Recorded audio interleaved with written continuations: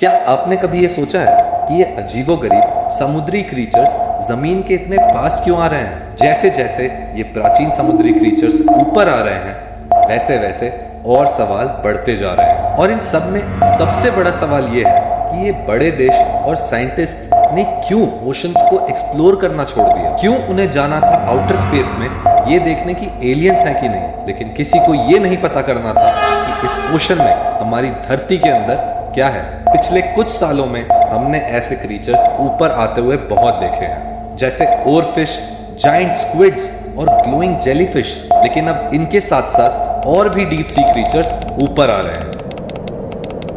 The oarfish, जो कि एक तलवार की तरह शार्प और सिल्वर होती है और तैरती स्नेक की तरह है। अब इस ओरफिश के बीचेस पे आने का सिग्निफिकेंस क्या है ये मैं तुम्हें थोड़ी देर में बताऊंगा, लेकिन उससे पहले एक और चीज को नोटिस कर लेते हैं। तुमने रिसेंटली एक और फिश को ऊपर आते हुए देखा होगा सरफेस पे, which is the angler fish. And ये फिश जो है ये डीप सी में रहती है एंड कभी वहां से नहीं निकलती। अब ये एक बात है कि इस चीज को गलत तरीके से दिखाया जा रहा है, क्योंकि जो एंगलर फिश ऊपर आई थी वो सिर्फ 6 इंच की थी, लेकिन उसको दिखाया जा रहा है जैसे वो बहुत बड़ी फिश थी। इसका भी सिग्निफिकेंस मैं तुम्हें जस्ट थोड़ी देर में बताऊंगा। जिससे पहले हम चलेंगे केरला, जहां पे एक और चीज हुई।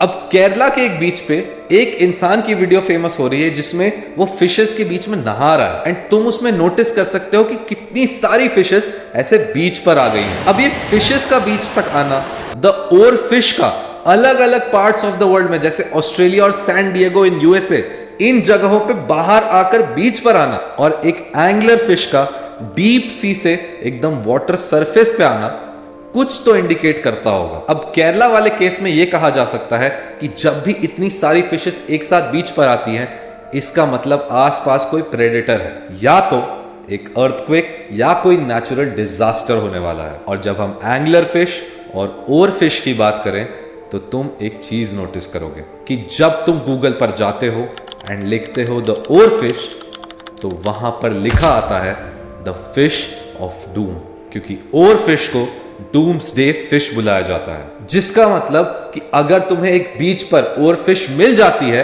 एंड ये भी अलग अलग पार्ट्स ऑफ द वर्ल्ड में, तो शायद इस पूरी दुनिया को किसी ना किसी डूम से खतरा है। अब ये deep sea fish, angler fish का ऊपर आना मतलब डीप सी में कुछ बहुत ही खतरनाक हो रहा है। एंड अगर तुम इन तीनों चीजों को कनेक्ट करो तो शायद अर्थ को किसी बड़ी चीज से खतरा है। और ऐसा क्या मिल गया साइंटिस्ट्स और कंट्रीज को कि उन्होंने अर्ली 2000s में ओशंस में जाना ही बंद कर दिया, उसे एक्सप्लोर करना ही बंद कर दिया, और वो ढूंढने लग गए एलियंस को आउटर स्पेस में।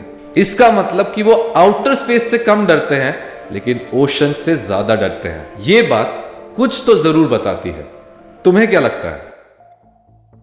अब रीसेंट टाइम्स के बारे में तो हमने बात कर लिया, लेकिन अब इस क्वेश्चन का आंसर करते हैं, जैसे कि रियलिस्टिक रीजंस क्या हैं इन क्रीचर्स के ओशन से ऊपर आने के। एक थ्योरी ये कहती है कि ये सारे क्रीचर्स क्लाइमेट चेंज की वजह से ऊपर आ रहे हैं। अब इसके पीछे साइंस ये है कि जैसे जैसे ओशन का पानी गर्म होता जाता है वैसे वैसे ये क्रीचर्स ऊपर की ठंडी लहरों के लिए ऊपर आते हैं। क्लाइमेट चेंज की वजह से, पानी गर्म होने की वजह से इन क्रीचर्स के हैबिटेट पे असर पड़ रहा है। डीप सी क्रीचर्स का घर उजड़ रहा है। दूसरी वजह हो सकती है अंडर वाटर अर्थक्वेक्स और वोल्केनिक एक्टिविटी। जब ओशन के सबसे नीचे वाला सरफेस, जिसको हम सी बेड बुलाते हैं, वो हिलता है तो ये क्रीचर्स ऊपर आने लगते हैं। इसका एक बड़ा एग्जाम्पल जो मैंने पहले भी बताया है वो है ओवरफिश, जिसको लास्ट टाइम भारी मात्रा में देखा गया था जापान के शोर्स पे, जब वहां पर सुनामी और अर्थक्वेक्स आने वाले थे। तो पहला रीजन हो गया क्लाइमेट चेंज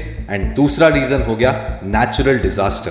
पर एक बहुत ही अजीब बात है, हमने चांद पर पैर रख दिया, मार्स तक रोवर भेज दिया, लेकिन अपने ओशंस को सिर्फ 20% ही एक्सप्लोर किया है। अब कुछ लोगों का यह कहना है कि ओशन एक्सप्लोरेशन महंगा होता है, नीचे बहुत अंधेरा होता है, एंड सबसे बड़ी बात उसमें प्रेशर बहुत ज्यादा होता है, जिसकी वजह से जो इक्विपमेंट्स नीचे के लिए बनाए होते हैं उनको बनाने में बहुत ज्यादा पैसा लगता है। लेकिन इसमें एक और एंगल यह है कि अभी की टेक्नोलॉजी बहुत ही ज्यादा एडवांस्ड है, और अगर हम इतना पैसा लगाकर मार्स तक जा रहे हैं तो हम अपने ओशंस को तो एक्सप्लोर कर ही सकते हैं। तो अगर स्पेस एक्स जैसी कंपनीज पैसा लगा रही हैं स्पेस एक्सप्लोरेशन में, कुछ कंपनीज भी उठकर आ सकती हैं जो ओशन एक्सप्लोरेशन में पैसा लगाए। अब बात यह है कि यह भी हो चुका है। ओशन गेट नाम की एक कंपनी ने एक सबमरीन लॉन्च की थी जिसमें वो बिलियनियर्स को लेकर गए थे टाइटैनिक के रिमेन्स को देखने। लेकिन वहां जाकर क्या हुआ हम सबको पता है। डीप सी एक्सप्लोरेशन इसलिए खतरनाक है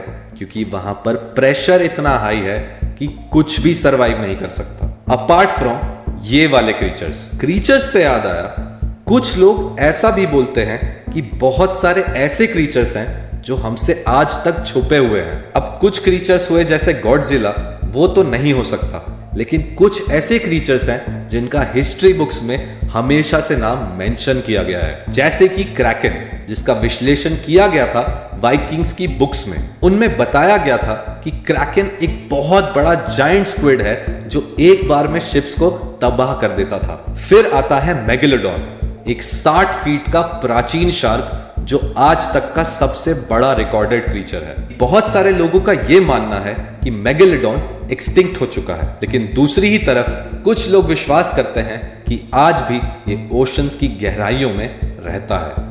और क्या आपने निन्गन के बारे में सुना है? एंटार्क्टिका के पास देखा गया एक अजीब ह्यूमन लाइक क्रीचर जो पानी की लहरों में घुल मिल जाता है। कुछ लोग इसे एलियन समझते हैं और कुछ लोग मानते हैं कि यह आज भी अनडिस्कवर्ड है। सिर्फ यही नहीं, कुछ सेलर्स और फिशरमैन ने यह भी दावा किया है कि उन्होंने जायंट सी सर्पेंट्स और ग्लोइंग सी ड्रैगन्स को भी देखा है। अब क्या यह सिर्फ नजर का धोखा है या ओशंस की गहराइयों में आज भी कुछ ऐसे क्रीचर्स हैं जो हमसे छुपे हुए हैं?